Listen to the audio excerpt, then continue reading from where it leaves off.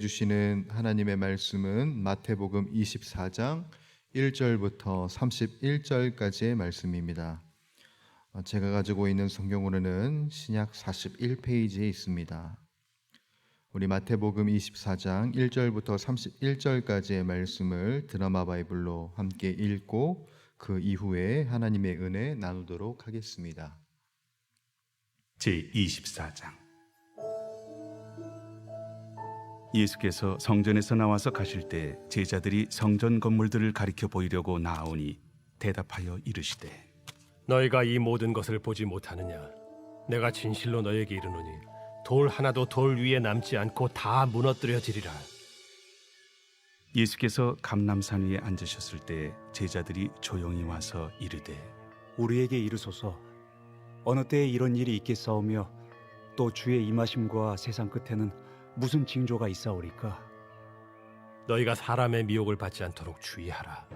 많은 사람이 내 이름으로 와서 이르되 나는 그리스도라 하여 많은 사람을 미혹하리라. 난리와 난리 소문을 듣겠으나 너희는 삼가 두려워하지 말라. 이런 일이 있어야 하되 아직 끝은 아니니라. 민족이 민족을, 나라가 나라를 대적하여 일어나겠고 곳곳에 기근과 지진이 있으리니 이 모든 것은 재난의 시작이니라. 그때 사람들이 너희를 환난에 넘겨주겠으며 너희를 죽이리니 너희가 내 이름 때문에 모든 민족에게 미움을 받으리라.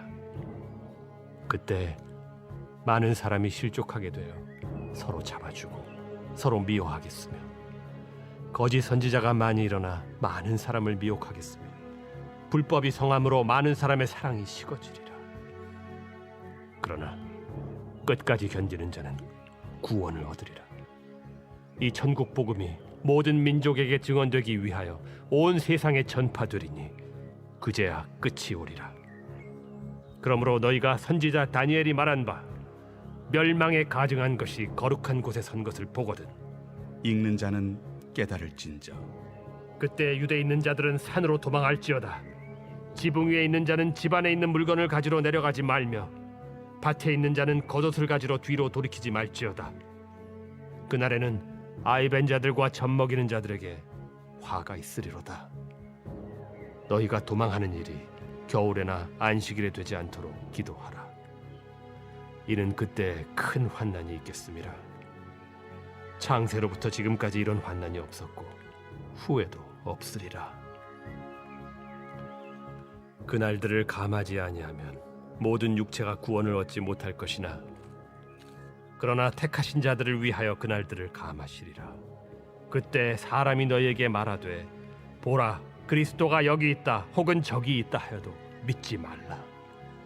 거짓 그리스도들과 거짓 선지자들이 일어나 큰 표적과 기사를 보여 할 수만 있으면 택하신 자들도 미혹하리라. 보라, 내가 너희에게 미리 말하였노라. 그러면 사람들이 너희에게 말하되 보라, 그리스도가 광야에 있다 하여도 나가지 말고 보라, 골방에 있다 하여도 믿지 말라. 번개가 동편에서 나서 서편까지 번쩍임같이 인자의 임함도 그러하리라. 주검이 있는 곳에는 독수리들이 모일 것이니라. 그날 환난 후에 즉시 해가 어두워지며 달이 빛을 내지 아니하며 별들이 하늘에서 떨어지며 하늘의 권능들이 흔들리리라. 그때 인자의 징조가 하늘에서 보이겠고 그때 땅의 모든 족속들이 통곡하며 그들이 인자가 구름을 타고 능력과 큰 영광으로 오는 것을 보리라. 그가 큰 나팔 소리와 함께 천사들을 보내리니 그들이 그의 택하신 자들을 하늘 이 끝에서 저 끝까지 사방에서 모으리라. 아멘. 오늘 본문은 저희가 24장 1절에서 2절까지를 중심으로 말씀을 상고하도록 하겠습니다. 24장 1절에서 2절은 바로 위에 있는 23장 37절에서 39절 말씀을 배경으로 받은 구절이고요. 어떤 내용을 다루고 있냐면 예수님이 성전을 향하여서 무너질 것을 예고하신 내용입니다. 제자들이 그 이야기를 처음 들었을 때 성전이 무너진다라는 이 말씀이 이해가 되지 않았습니다. 그래서 오늘 본문의 1절처럼 행동한 것이죠. 1절을 보면 이렇게 기록이 되어 있습니다. 예수께서 성전에서 나와서 가실 때에 제자들이 성전 건물들을 가리켜 보이려고 나오니라고 되어 있습니다. 제자들이 가리킨 이 성전 건물은요, 헤롯 대왕이 이스라엘 민심을 붙들기 위해 건축한 성전입니다. 그래서 통칭 헤롯 성전이라고 불립니다. 당시 성전은 공사 중이었고요. 착공한 지 46년이 되었습니다. 그렇기 때문에 이 기간만 딱 따지고 봐도 그 위용과 규모가 사실 얼마나 크고 얼마나 화려할지 이게 짐작이 되지 않는 아주 어마어마한 성전이었다는 것이죠. 그렇기 때문에 제자들은 더 이해가 되지 않는 거예요. 저렇게 화려한데, 저렇게 위용이 넘치는데, 아직 다 완성되지 않은 저 상황 속에서도 굉장히 화려한 저 성전이 어떻게 무너지겠는가 하는 심정을 갖고 제스처를 취하면서 이제 예수님께 반문을 하고 있는 거예요. 예수님이 그 제자들의 제스처를 보시고 이제 그들의 뜻을 이해하시고 이제 대답을 해주시는 내용이 2절인데 2절은 함께 읽어보겠습니다. 시작. 대답하여 이르시되 너희가 이 모든 것을 보지 못하느냐? 내가 진실로 너희에게 이르노니 돌 하나도 돌 위에 남지 않고 다 무너뜨려지리라. 아멘.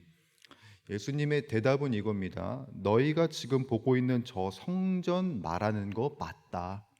저 성전은 돌 하나도 돌 위에 남지 않고 다 무너질 것이다 라고 다시 한 번 더 대답을 해주세요.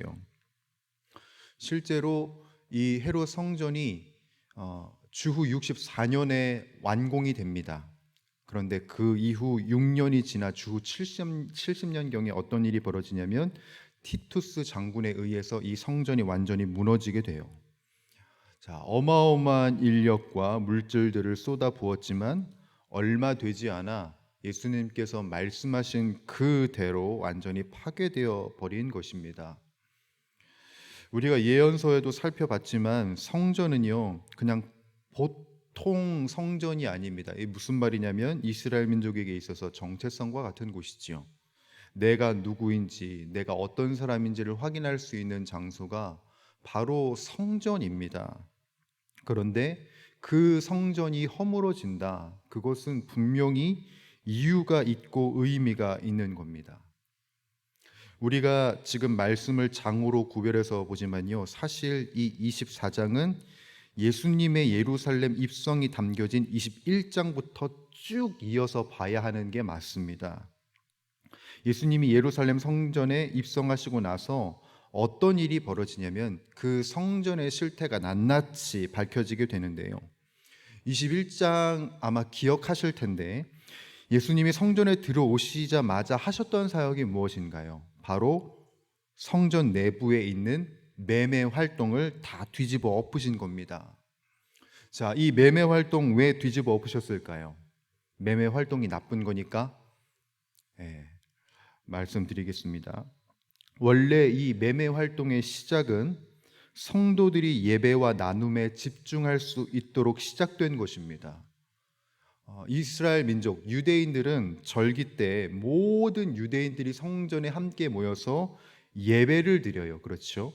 그 말인즉슨 가까이 있는 사람들만이 아니라 그 지역에서 멀리 있는 이방인 유대인들도 돌아온다는 이야기입니다. 자, 그 사람들이 먼 곳에서부터 재물을 가지고 오는 게 쉬웠을까요? 어려웠을까요? 어렵습니다. 왜 어렵냐면 오는 과정에서 하나 흠이라도 생기게 되면 다시 돌아가서 가져와야 하기 때문에 그래요. 그래서 먼 곳에 오는 사람들을 배려하는 차원에서 재물을 매매하는 것이 허용이 되었습니다. 이것은 성도들이 예배와 나눔에 집중할 수 있도록 만들어진 선한 제도였어요. 그런데 여기에서 돈 냄새를 맡은 사람들이 개입을 하기 시작합니다. 성전에 쓰는 화폐를 따로 만들어 버려요. 그러면서 돈을 바꾸는 과정을 통해 수수료를 엄청 떼어 먹습니다. 그래서 차익을 남겨요. 자, 성도의 예배와 나눔을 집중하기 위해 만들어진 정책이 도리어 어떻게 변질이 되냐면 지갑을 불리는 것으로 변질이 됩니다. 자, 이 일을 누가 허용을 했을까요? 당시 종교 지도자들과 상인들이 결탁해서 이 선한 의도를 변질시켜 버립니다. 여러분, 성전에서 일어난 일입니다. 성전에서.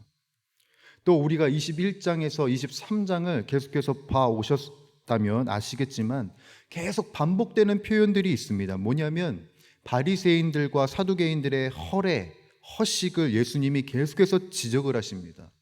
어제 우리가 봤던 23장도 보시게 되면 화 있을진저가 계속해서 반복이 되지요. 스스로 높아지기를 자처하는 종교 지도자들, 정의와 긍휼과 믿음을 이야기하지만 실상 그 모든 것들을 다 버린 모습을 보이며 살아가는 성도들을 지적을 하십니다. 이미 성전이 그 기능을 상실해 버린 거예요. 정체성을 확인하는 그 장소가 되어야 하는데 이미 돈을 불리고 경제적 활동이 일어나는 곳으로 변질이 되었다라는 겁니다. 그래서 예수님은 이 마태복음 24장 1절, 2절 이후에 이제 다시는 성전에 들어가지 않으십니다. 이 마태복음상에서는 2절 이후에 예수님이 감람산으로 돌아가시는데 그때 이후에는 이제 예수님이 성전에 들어가지 않으셔요. 이 본문이 이 1절, 2절이 마태복음상에서 예수님께서 성전에 머무르셨던 마지막 시간입니다. 자, 여러분, 우리가 이것을 볼 때에 교회가 존속하는 것은 건물이 얼마나 화려하게 지어졌느냐, 아니면 얼마나 좋은 위치에 있느냐, 얼마나 많은 성도들이 모였냐 보다 더 근본적인 것에 있다는 것을 우리들이 깨닫게 됩니다. 교회가 존속하는 것, 교회가 계속해서 이 땅에 머물러 있을 수 있는 비결은 바로 실제로 이곳이 성도의 정체성을 확인할 수 있는 장소냐, 여기에서 판가름이 난다는 것이지요. 이곳에 주님의 임재가 있는가? 이곳에 주님의 임재가 선포가 되는가? 이곳에 금양로와 같은 성도의 기도가 이어지는가? 이곳에 성도의 사랑이 있는가? 만약 우리가 이 모든 것을 왜곡하고 사람만 드러나고 사람의 욕심만 선다면, 우리가 주님이 세우신 교회를 온전히 세우지 못한다면 주님은 그 교회에 머물지 않으실 것입니다. 아무리 화려하고 찬란하게 지어졌을지라도 무너질 겁니다. 그리고 사실 그것이 무너져야 주님의 몸된 교회가 온전히 설 수 있는 것이지요. 사랑하는 주의 권속들, 우리 용인영락교회뿐만 아니라 대한민국 모든 교회는 지금 중요한 변곡점에 서 있습니다. 한국 교회가 무너지느냐 존속하느냐, 이것은 철저하게 교역자를 비롯한 모든 성도님들이 주님께 엎드러지고 무너질 때 이 교회는 주님 은혜 안에서 온전히 설 수 있습니다. 그래서 우리들은 교회를 위해서 기도해야 하는 겁니다. 우리 교회만이 아니라 이 땅의 교회를 위해서 기도해야 합니다. 주님께서 자신의 몸을 바쳐서 핏값으로 세우신 교회가 주님의 보혈과 주님의 은혜로만 덮어지길 우리들은 간구해야 하는 것이지요. 여러분, 사람이 드러나는 교회가 아니라 오직 하나님이 주인 되신 교회가 되도록 우리들이 마음을 다하길 간절히 소원합니다. 이 교회가, 이 대한민국의 교회가 신실하게 주님의 길을 예비하는 아름다운 몸된 지체가 될 수 있도록 우리들은 매일같이 기도해야 할 것이고 매일같이 주님께 뜻을 구해야 할 것입니다. 바로 그때에 주님의 신실하신 역사가 교회를 통하여 나타날 수 있습니다. 무너지는 교회가 아니라 주님의 몸을 온전히 세우는 교회가, 그리고 주님의 몸을 패하는 교회가 되는 것이 아니라 주님의 그 신실한 몸을 세우는 교회로서 우리 용인영락교회가 쓰임받고 또한 우리 대한민국 이 땅이 쓰임받는 그 일들이 우리들의 기도를 통해서 우리들의 헌신을 통해서 나타나기를 주님의 이름으로 간절히 축복합니다. 기도하겠습니다. 하나님 아버지, 오늘도 우리들을 향하여서 주님의 몸된 교회를 세우시길 원하시고 또 우리 교회를 통하여서 크고 비밀한 일들을 이루시기 원하시는 하나님께 우리들이 기도하며 간구하며 나아갑니다. 하나님 아버지, 교회가 설 수 있는 것은, 교회가 존속할 수 있는 것은 얼마나 화려하게 지어졌느냐, 얼마나 좋은 위치에 있느냐가 아니라 바로 하나님의 뜻에, 하나님의 그 말씀에 합당하게 선 것이 바로 이 교회가 존속할 수 있는 유일한 비결임을 다시금 우리들이 깨닫습니다. 이 안에서 우리들이 정체성을 확인하게 하시고, 이 안에서 주님의 말씀을 듣게 하시고, 이 안에서 주님과 함께 교통하며 나아가는 신실한 은혜의 역사들이 나타나게 하여 주시옵소서. 특별히 주님께서 세우신, 핏값으로 세우신 대한민국의 교회를 위하여서 기도합니다. 이 땅에 촛대가 옮겨지는 것이 아니라 하나님의 신실한 불을 계속해서 때우는 주님의 교회들이 일어서게 하여 주시옵고, 기도하는 일에, 말씀을 상고하는 일에, 또한 그 신실한 일들을 최선을 다해 행하는 일에 우리 모든 대한민국의 권속들이 쓰임받게 하여 주시옵고 앞장서게 하여 주시옵소서.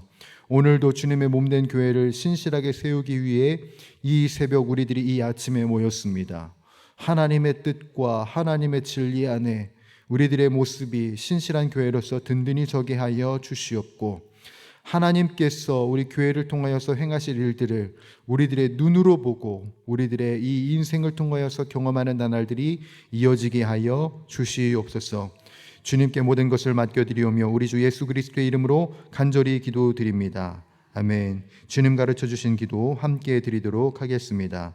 하늘에 계신 우리 아버지, 아버지의 이름을 거룩하게 하시며 아버지의 나라가 오게 하시며 아버지의 뜻이 하늘에서와 같이 땅에서도 이루어지게 하소서. 오늘 우리에게 일용할 양식을 주시고 우리가 우리에게 잘못한 사람을 용서하여 준 것 같이 우리 죄를 용서하여 주시고 우리를 시험에 빠지지 않게 하시고 악에서 구하소서. 나라와 권능과 영광이 영원히 아버지의 것입니다. 아멘. 이 시간 우리 함께 합심하여 기도하며 나가도록 할 때, 하나님, 이 시간 우리들이 성령으로 충만하게 하여 주셨소. 오늘도 우리들이 마땅히 기도할 바를 알게 하여 주시옵고, 이를 통해서 모든 것을 합력하여 선을 이루시는 하나님을 경험하게 하여 주시옵소서. 가정을 위하여서 기도할 때 서로 사랑으로 하나 되는 가정 되게 하시고, 불화와 갈등과 성처가 치유되며 행복이 넘치는 진리가 그 가운데 있는 주님의 가정이 될 수 있도록 주님 붙들어 주시옵소서. 교회를 위하여서도 함께 기도하도록 하겠습니다. 담임 목사님께서 안식년을 보내고 계십니다. 쉼을 통하여 주님의 성령과 주님의 말씀으로 충만하게 하여 주시옵고, 이 향후 우리 교회의 목회 방향 온전히 잘 세울 수 있도록 지혜와 능력을 허락하여 주시옵소서. 특별히 이번 주 토요일 아동부 여름 성경 학교가 시작됩니다. 우리 자녀들이 주님을 만나고 주님 안에서 신실한 교회로 설 수 있도록 기도해 주시기 바랍니다. 또한 이 나라와 민족을 위하여서 기도하도록 하겠습니다. 건강한 하나님 나라 문화가 이 땅 가운데 정착되게 하여 주시옵고, 우리 다음 세대들이 올바른 가치관 안에 설 수 있도록 올바른 교육 정책이 세워지고 실현되게 하여 주시옵소서. 또한 여러분들이 가지고 나오신 각자의 기도 제목을 가지고 우리 주님께 기도하며 나가도록 하겠습니다. 함께 기도하시겠습니다. 살아서 역사하고 계시는 우리 주 하나님 아버지, 오늘도 우리들을 성령으로 충만하게 하여 주시고 마땅히 기도할 바를 알게 하여 주시기를 간절히 소원합니다. 우리들의 인생의 선한 일을 이루시고 우리들의 인생의 아름다운 일을 이루시는 주님을 만나는 아침이 되게 하여 주옵시고, 주님과 합력하여 선을 이루는 귀한 은혜의 시간들 우리들이 보낼 수 있도록 하나님 붙들어 주시옵소서. 특별히 바라본데 우리가 주님의 교회를 온전히 세우는 데에 주님의 지혜와 주님의 지식이 필요합니다. 어떻게 해야 주님을 더 온전히 섬길 수 있는지, 어떻게 해야 이 교회를 온전히 섬길 수 있는지, 어떻게 해야 주님의 몸을 온전히 세울 수 있는지를 밝게 하는 지혜와 지식이 우리들에게 있기를 간절히 소원합니다. 주님의 몸을 나누는 것이 아니라 패하는 것이 아니라 아름답고 온전하게 보존하고 세우는 일에 우리들이 힘쓰게 하여 주시옵고, 하나님, 우리 때에만 이 교회가 있는 것이 아니라 미래에 주님의 영혼에 이르기까지 우리 용인영락교회가 존속되고 또한 대한민국의 교회들이 온전히 설 수 있도록 하나님 아버지 은혜 위에 은혜를 더하여 주시옵소서. 우리 교회에 아픔과 슬픔과 괴로움이 있을지라도 그 가운데 선한 일을 이루시고 합력하여 선을 이루시고 구원의 역사를 이루시는 주님을 우리들이 경험하게 하여 주시옵고, 그 주님에게만 우리들이 엎드려 기도하며 나아가는 신실한 주의 성도들이 일어나게 하여 주시옵소서. 사람이 드러나는 교회가 아니라 하나님이 드러나는 교회가 되게 하여 주시옵고, 사람의 말이 드러나는 교회가 아니라 주님의 말씀이 드러나는 교회로서 우리가 쓰임받게 하여 주시옵소서. 성령의 충만함 가운데, 주님의 임재 가운데 늘 엎드려지는 교회가 되게 하여 주시옵고, 늘 주님께 뜻을 구하고 늘 주님께 간구하여 나의 정체성이 하나님께 있고 나의 정체성이 하나님의 자녀라는 이 사실을 늘 기억하고 붙들며 나아가는 우리들의 모습이 될 수 있도록 하나님 아버지 도와주시옵고 붙들어 주시옵소서. 하나님 바라옵건대 우리 교회만이 아니라 우리 가정도 주님 안에서 든든히 서는 믿음의 가정이 되기를 간절히 소원합니다. 사랑이 사라지고 나눔이 팽배해져 버린 이 시대 속에서 서로 사랑함으로써 하나 되는 가정이 되게 하여 주시옵고, 이 땅에 주님의 사랑이, 주님의 은혜가 얼마나 위대하고 아름다운지를 우리 가정을 통해서 보이고 드러날 수 있도록 주님께서 은혜 위에 은혜를 더하여 주시옵소서. 불화가 가득하고 갈등이 넘쳐나고 상처가 팽배한 이때에 주님 행복이 가득한 주님의 가정이 되기를 소원합니다. 믿음의 명문 가정으로 든든히 서게 하여 주시옵고, 우리들의 가정의 소망이 오직 주님께만 있음을 신뢰하고 확신하며 기도하며 나아가는 믿음의 가정으로 든든히 서게 하여 주시옵소서. 우리 가정에 슬픈 일들 있습니까? 괴로운 일들 있습니까? 장애물들이 있습니까? 그 모든 것을 극복하며 나아갈 수 있는 유일한 주 하나님을 신뢰하게 하여 주시옵고, 하나님과 연합함으로 인하여서 이 땅에 먼저 세워진 공동체 가정을 든든하고 아름답게 세워나가는 우리 용인영락의 권속들이 다 될 수 있도록 주여 도와주시옵소서. 영원한 기쁨이 바로 주님께만 있음을 드러내는 주의 성도들이 되게 하여 주시옵고, 어느 곳에 있든지 어떤 상황 가운데 있든지 하나님을 아름답게 높여드리는 주님의 사명자들로서 아름답게 쓰여지게 하여 주시옵소서. 우리 교회를 위하여서 계속해서 기도합니다. 하나님 아버지, 세움받은 우리 담임 목사님 위하여서 기도하옵나니 주님의 영과 주님의 진리로 충만하게 하여 주시옵소서. 이때에 이 시기에 주님께서 세워주셨고 또한 용인영락교회에 불러주셨사오니 우리 담임 목사님을 통한 이 목회 방침을 통하여서 우리 교회가 더욱더 든든하고 튼튼하게 서게 하여 주시옵고, 이때와 이 시기에 부흥의 역사를 경험하며 부흥의 때를 체험하는 우리 교회가 될 수 있도록 하나님 아버지 도와주시옵고 붙들어 주시옵소서.